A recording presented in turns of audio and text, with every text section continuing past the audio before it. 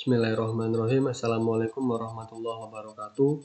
Kepada yang terhormat Ibu Sri Budi Purwaningsih, SHMKN, selaku dosen pembimbing saya.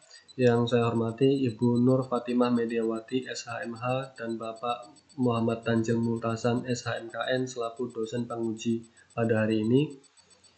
Pada hari ini tanggal 16 Juni 2020, saya Ahmad Yovan Arisandi, mahasiswa Prodi Hukum dengan nomor induk mahasiswa 16204040,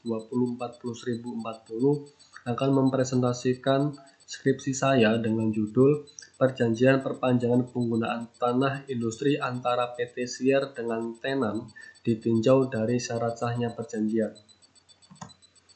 Berikut saya akan sampaikan hasil catatan sempro yang disampaikan oleh Pak Tanzil pada kesempatan waktu lalu. Yang pertama, judul. Yang sebelumnya saya memakai judul Perlindungan Hukum bagi Tenan PT Siar dalam Perjanjian Penggunaan Tanah Industri terkait harga perpanjangan HGB di atas HPL telah saya revisi menjadi Perjanjian Perpanjangan Penggunaan Tanah Industri antara PT Siar dengan Tenan ditinjau dari syarat sahnya perjanjian.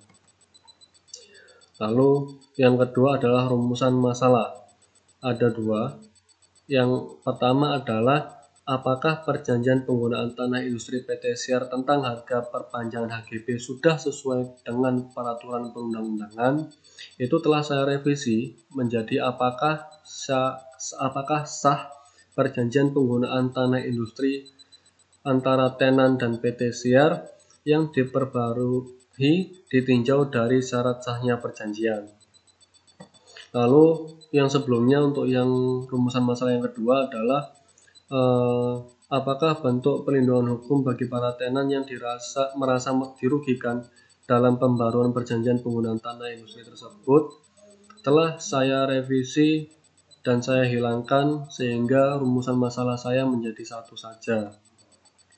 Untuk yang ketiga, untuk pendekatan masalah yang sebelumnya saya menggunakan pendekatan perundang-undangan atau statute approach, telah saya tambahkan dengan pendekatan kasus atau case approach sesuai dengan revisi dari Pak Azam.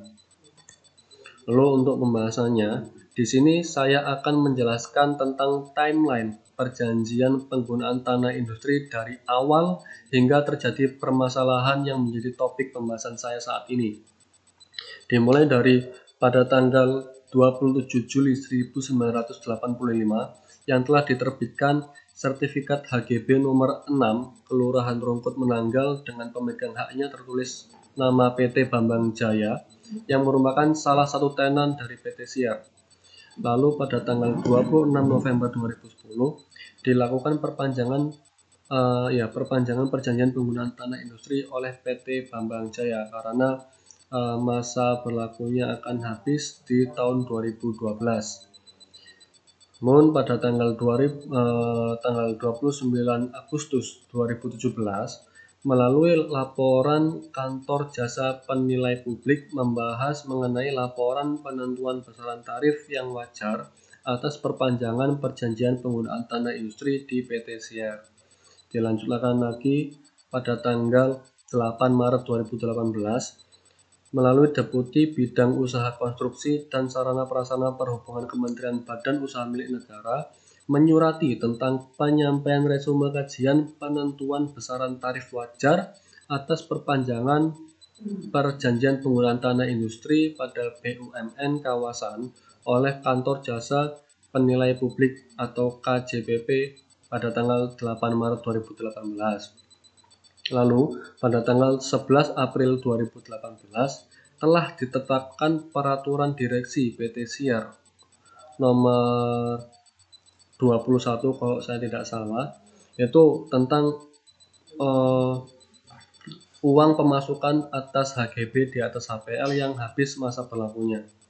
Nah, pada tanggal 9 Juli 2019 pembaharuan rumusan pembayaran tersebut telah diterapkan pada seluruh tenan yang berada di kawasannya. Ini dibuktikan dengan dikeluarkannya surat pemberitahuan perpanjangan sertifikat HGB kepada CV Asia Plastik.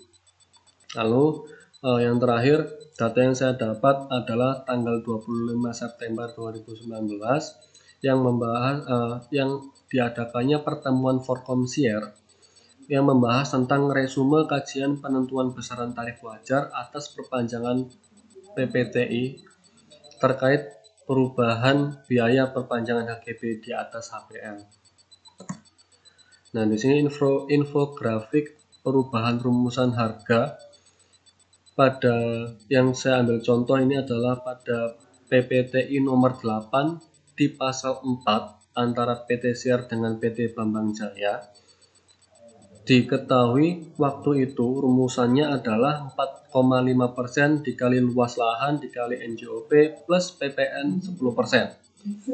Dasar perubahan harga yang dipakai oleh PT Siar adalah dengan menimbang laporan kantor jasa penilai publik, lalu surat deputi bidang usaha konstruksi dan sarana prasarana perhubungan Kementerian Badan Usaha milik Negara Republik Indonesia, dan yang terakhir penetapan direksi PT Siar.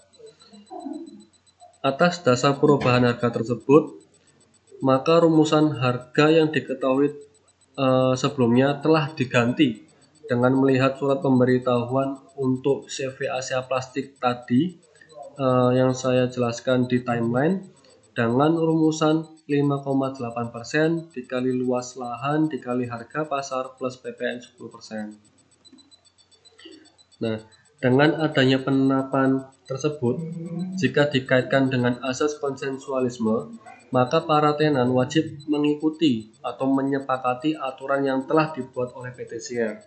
Jika para tenan tidak sepakat untuk melakukan perpanjangan sampai masa berlaku HGB di atas HPL habis, maka status HGB tenan yang bersangkutan akan kembali ke dalam penguasaan PT Siar.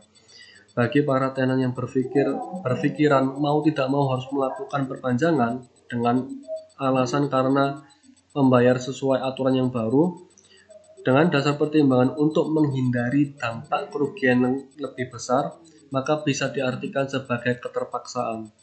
Bagi tenan yang merasa terpaksa membayar perpanjangan PPTI tersebut, bisa dikatakan sebagai cacat kehendak. Nah, perubahan harga dari NJOP menjadi harga pasar yang dilakukan oleh PT Siar jika ditinjau dari PP nomor 40 tahun 1996 adalah menurut saya tidak relevan. Ketentuan umum pasal 1.6 yang menjelaskan tentang perpanjangan hak adalah penambahan jangka waktu berlakunya suatu hak tanpa mengubah syarat-syarat dalam pemberian hak tersebut. Maka seharusnya perpanjangan hak hanya merupakan tambahan waktu dan tidak diperbolehkan mengubah syarat yang telah diperjanjikan sebelumnya, yang telah diatur dalam perjanjian awal ketika memberi hak pertama kali. Itu untuk yang pertama. Untuk yang kedua, mengenai nilai persentase yang dirubah, yang awalnya 5,8%, yang sebelumnya 4,5%, itu tidak sesuai dengan biaya perpanjangan HGB di atas tanah negara berdasarkan Peraturan Pemerintah Nomor 13 Tahun 2010 tentang jenis dan tarif penerimaan negara bukan pajak yang berlaku pada Badan Pertanahan Nasional seharusnya hanya sebesar 2/mil dari NJOP. Hal ini menandakan bahwa ketentuan yang diperbarui oleh PT Siar bertentangan dengan undang-undang yang bisa mengakibatkan perjanjian ini batal demi hukum karena tidak sesuai dengan norma yang ada. Lalu di sini kesimpulan yang bisa saya capai adalah jika salah satu tenan yang menyewa di daerah kekuasaan PT Siar merasa terpaksa untuk membayar perpanjangan PPTI dengan alasan menghindari kerugian yang lebih besar, akan membuat kontrak tersebut menjadi cacat. Di saat suatu kontrak tidak sesuai kehendak karena adanya penyalahgunaan keadaan, maka eksistensi kontrak tersebut akan dapat dibatalkan. Terkait dengan ketentuan yang diperbarui oleh PT Siar yang bertentangan dengan PP nomor 40 tahun 1996 dan PP nomor 13 tahun 2010 akan mengakibatkan perjanjian ini batal demi hukum karena tidak sesuai dengan norma yang ada. Lalu saran saya Untuk PT Siar diharapkan bisa